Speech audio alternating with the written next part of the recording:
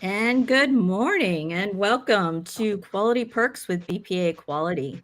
As you know, I'm Karen Dupree, Director of Quality Solutions, and I go to Neal. Whoops, that way. Neal? This side.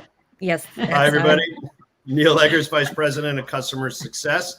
We also have Stephanie Taylor with us today. Welcome, Good Stephanie. morning. And we also have Neal Topf with us. So Neal's a president, co-founder of Callzilla, a contact center outsourcing firm that helps companies in the U.S. care for and accommodate their customers and communicate with their customers. Neal, for as a customer success is a passion of Neal's. That he's cultivated over time. And he's originally from Washington, D.C. And unfortunately, he's also the lifelong Washington Redskins Commanders fan. There you go. And as a New York Giants fan, and we have Dallas Cowboys fans on this call. It's just a mess of NFC East with a little bit of Tennessee Titans thrown in there. So That's right. So welcome, Neal. Thanks for joining us. As you know, we start these calls off with a little bit of coffee talk. So if you wouldn't mind sharing with us, what are you drinking this morning? Neal, Karen, and Stephanie, thank you very much for having me. It's a pleasure to be on your show. I came double-fisted here. Here's version 1A. This is a varietal. It's a hybrid. I'm using buzzwords here. I'm not sure I really know what they are, but it's a combination of K-cups. Let's see. There we go. These two things. Oh, there you go. A little bit. I've got a strong coffee blend and a little bit of hot chocolate in there. I need a little bit more to get the Friday morning going, and so I've sweetened it just a bit, and then I have just an espresso shot of this one. This is a very, very, very shameful or shameless, I'm not sure, plug of something we did recently at an event, and here's to you guys and to be together. Thank you very much for having me. Very So, nice. Neal, I have to ask, do you brew a cup of each of those and then blend it together in the cup? I do. Right. Typically, I'll do the coffee first, and then the hot chocolate second, and then mix them together, and it hopefully comes out super cool. Nice. Ooh, I'm going to have Very to nice. give that a try. Just some housekeeping, since there's two Neals here and we both spell our names the correct way. If Karen or Stephanie say Neal, I'm going to assume they're referring to you because you are our guest. So in the hierarchy, you're top priority today. Thank you so much. Thank you. Karen, what do you have this morning? Well, I have an espresso lavazza. It's a cappuccino, and I decided to do frothy almond milk. It didn't work out as well as I thought it would, but it is tasty. I added cinnamon sugar to it, and 2 shots of espresso in there and a lot of almond milk. I'm going to put a shameless plug in there. If you're not using Blue Diamond almond milk, you should be. Shameless plug because we have a close relationship with that company. Love them. Love what they're doing. They're also members of Socap, which both of our companies are active participants in. I do love We me should some get some Blue Diamond. coffee sponsorship here. Coffee sponsorship. Absolutely. Yeah, there you go. Stephanie, what do you have? Oh boy. Okay, so I have McCafe dark roast, and I'm telling you, Ronald makes a good coffee. So give it a try. McCafe dark roast. I've also got a backup this morning, a protein shake, but I just have to tell you, it is pumpkin spice. I am giving that a try for my Very fall nice. season. So double whammy this morning. Indeed. Ronald. Yeah. I've got, I've in the past, I've really been drinking the Almirada Coffee Company, but I did it again this morning for a little shout out to the Florida Keys there and all our families and friends and colleagues down in South Florida who are going through a little bit of a rough time. But I'm also enjoying a little bit of my Callzilla espresso this morning. There you go. A little cup here. So thank you, Neal, for that. Thank you for that. Thank you. All right, so Amazing. we've covered the important topics. I guess that's probably There you go. could be it for the day, or should we? I guess we should probably keep going. So, Neal, we at Socap and over the years we've talked about quality as it's a critical component to what we do on a daily basis. And so I was interested in just kind of getting your opinions on quality monitoring and how it fits into your business. So as you're making relationships with your customers and in turn servicing their customers, where does quality in your mind fit into that customer journey? How do you go about managing that with your agents, and perhaps maybe some key elements that you focus in on? Thank you for that. I love the question. It's amazing. We used to talk in the BPO world about, sorry for the expression, butts and seats, filling seats. It used to be more transactional, just answering calls, getting through the call, finishing up the interaction between customer and contact center agent, and getting on to the next call. Well, we've done this amazing evolution in this world of focusing on quality and defining what that means. And it's today one of the leading topics that we talk about with our current clients and our prospects. Everyone wants to know, how are we going to improve quality? But that means a lot of different things for a lot of different organizations. Some talk about it just as a score. They want to satisfy a score. Here's the scorecard. Let's manage to the scorecard. Let's get the highest number possible, highest average score possible, and let's not get too granular or worried about it. Personally, I don't love that approach. I think there's other better approaches, which I know we'll get into. But another thing that we've kind of evolved and developed, and one of the important tools in our portfolio is the use of conversational AI and speech analytics technology to help supplement and enhance and make the whole evaluation process more efficient. We've looked at moving from a QA approach of scorecard, small percentage of overall calls being evaluated, to a quality management process, which uses technology and really focusing on the experience, the qualitative experience, rather than just a number and a score. And I know that's going to, probably put a lot of different topics out there, but that's how we view the world as a critical part of what we do and how to make the experience better for our clients' customers.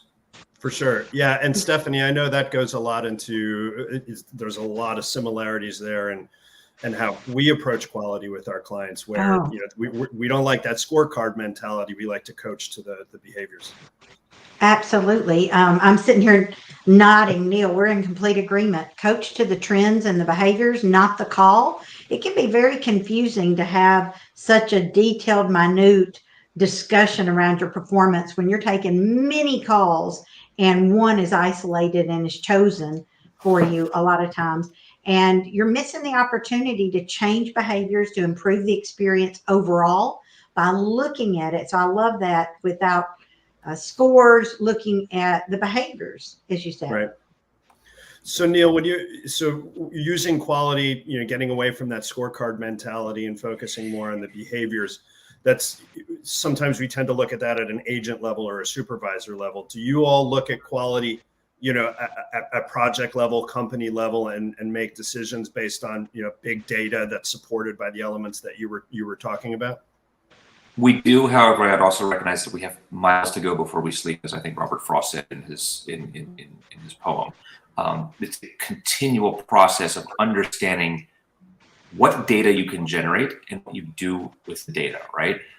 Yes, it's important to look at a macro level, the 30,000 foot view going down it, but then we've got to learn to better drill down and show, what are we actually learning here?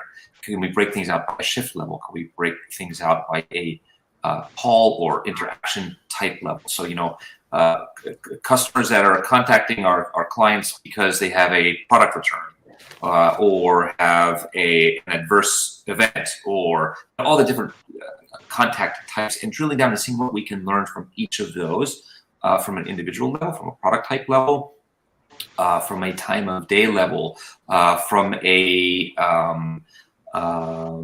maybe an individual toll-free number. You have different types of complaints or different types of issues that appear on different types of toll-free numbers that different clients have, or by channel. What are the main highlights or trends that we see on chat versus phone? There's lots of ways to drill down, and we're learning how to do that. I think that if anyone says they've cornered the market on that and figured it out or have mastered it, I might question it. This is an ongoing process, and as organizations, we're trying to learn and adapt and adjust and constantly iterate.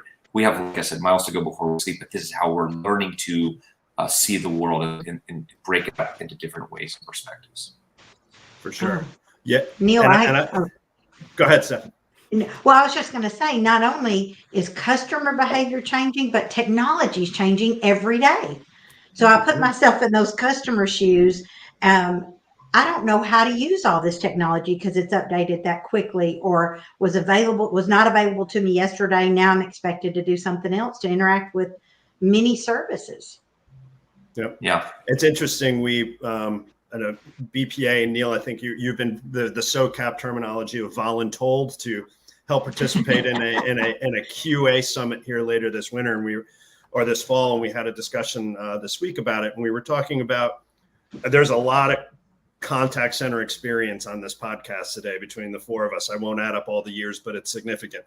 And we were talking about starting out the old tape recorders, right? When you used to record calls and then you could listen to them on the car on your way home. And that's how on paper, QA forms. And then obviously we've come a long way since then and still have a long way to go. But Neal, I'm interested how you're leveraging technology, what pieces of technology you're leveraging now that are assisting your quality monitoring program or traditional monitoring program. Yeah, I love the topic. So this is not to knock or criticize anyone's efforts or to say that one methodology is better than the other. Where we came from was a live agent model only, where we would have a group of humans sitting off in the side room with headsets listening to 3% of the calls, 2%, 2.5%, 3.5% of calls. And the way that would work is, okay, so yes, 2.5 or 3%. Is that representative? Who knows? Maybe it is, maybe it isn't. We don't know. What we found in incorporating, the conversational AI and speech analytics technology was that at a minimum, we were able to evaluate and score 100% of the calls or chats or emails and chats and emails, all the interactions like this. What that meant was that I always like to give this example, maybe a little bit exaggerated or extreme, but if, say, a call comes in on a Friday afternoon, in the old model, we may not get to having the live agent monitoring and evaluating and scoring that call till Wednesday, Thursday, right? Call comes in Friday, Saturday, those agents may be off. Sunday, they might definitely be off. What if it's a Monday holiday? They might start to score it by Tuesday, give you the feedback by Wednesday. The coaching session might take place Thursday, and then all of a sudden 1 week has gone by between when a serious problem may have occurred in the operation on Friday, and you're getting the feedback almost a week later. That model in our world didn't make sense. By the way, it's also expensive compared to having the technology incorporated, where we can take Friday's interaction and know on Friday what's happening the same day. What's happening? Is there something we need to do? Something we need to communicate to our clients? Something we need to react? Something we need to change? Something we need to retrain or coach our agents on? We're able to act a lot more quickly and I think have an impact on everything, on the performance metrics, on customer experience, and hopefully resolve and address the problem a lot faster.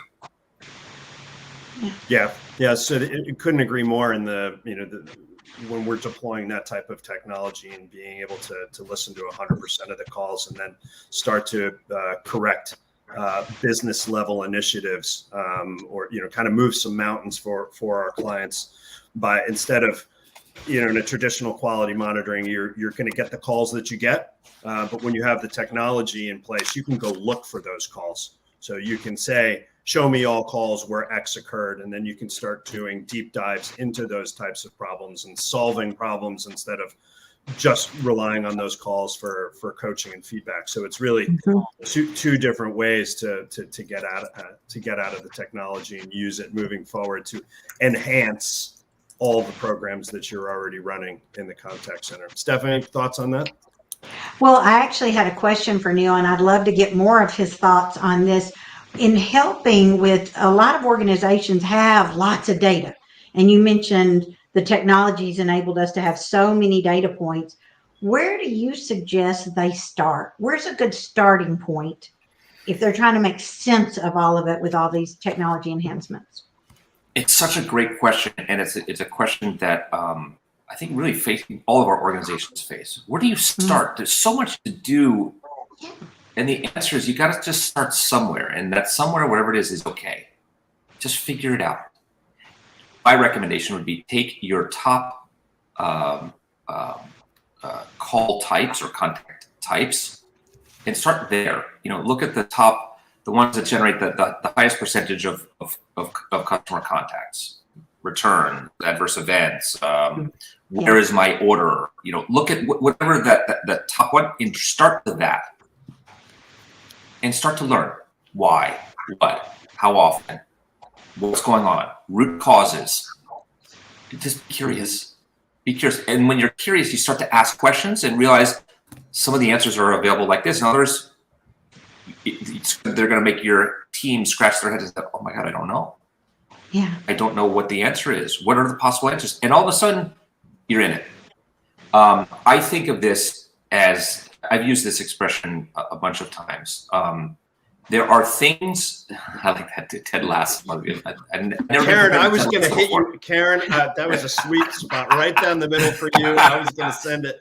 I had the question all lined up to send it to you, and you beat me to the punch with the ticker. I love it. Thank you. Well done. I was going to say this. A lot of the approach is kind of, this expression is okay. It's like a gateway drug in the positive sense. Gateway drug is like something you take, you sort of take and take and take, and then you want more and more and more and more. In the positive sense, like coffee. Yeah, good, perfect. You cleaned up my example perfectly. I think that there are things in the contact center or in customer experience work that are like gateway drugs. You start to utilize them, and then you want more. You want to know more. You want to apply more. You want to incorporate it and implement it across greater swaths of the organization and the operation. I think that quality management and the speech analytics technology is exactly that. You start with one thing, and once you start to learn a little bit more and get a little more comfortable with it, you're going to try a different contact type, a different channel, and you're just going to start to learn more and more. I don't think that process ever stops, by the way. You're constantly iterating, and the danger is once you think that you've understood and mastered it and figured out the root cause or causes, boom, it changes.